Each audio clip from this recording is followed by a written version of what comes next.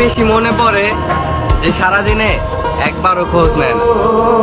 জীবনে এত দুঃখ আমায়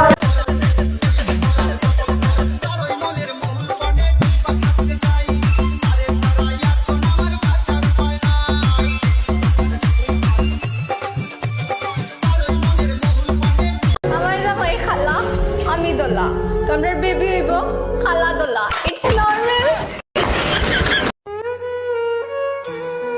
কারো কাছে মন খারাপের কথা বলার চেয়ে হাসি মুখে আলহামদুলিল্লাহ বলাই উত্তম।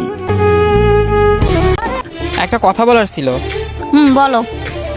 আব্বু তোমাকে খুব পছন্দ করছে। এখন আর আমার পক্ষে সম্ভব না। কেন বেবি, কি হলো তোমার আবার হঠাৎ? তোমাকে ভালোবাসি আর বিয়ে করলে তোমাকেই করব। তোমার আব্বুকে বলো আমাকে ভুলে যেতে। মা কি দোতলার মেয়েটা না একটা ছেলের সাথে পালাইছে, তো কি হয়েছে? এখন বলবো না যে দোতলার মেয়েটা কত বুদ্ধিমান, ওর মতো হয়ে দেখা পারলে।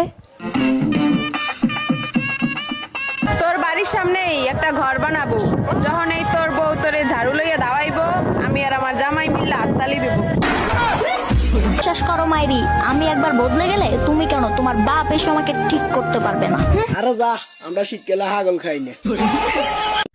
ফাইনালি বিয়ে করলে চিকন ছেলেকেই করব, কারণ চিকনগুলা অনেক কিউট আর অনেক থাকে, এখানে বলা যাইব না। কমেন্ট ভাই ভাই ভাই শোনো, মেয়েরা না কত সুন্দর একটা খেলা পারে। হ্যাঁ ভাই, ছোটবেলা পুতুলকে মানুষ বানিয়ে খেলে, আর বড় হয়ে মানুষটাকে পুতুল বানিয়ে খেলে। যারা সারা রাত জেগে থেকে ভোরবেলা ঘুমায় তারা নেশা খুন না ভাই, তাদের প্রিয় মানুষটার হারানোর পরিস্থিতির শিকার।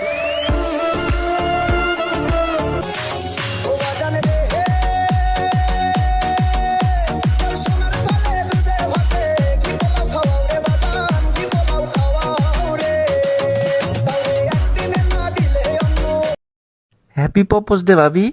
দূর পুরা ডিমের প্রপোজড। প্রপোজ ডে প্রতি তো রাগ কেমনে? আরে 12 বছর আগে আপনার বাইরে প্রপোজ করে বিয়ে করছিলাম। এটা তো খুব আনন্দের কথা। আনন্দের কথা না চাই, এখন আমার চুলা গুতান লাগে।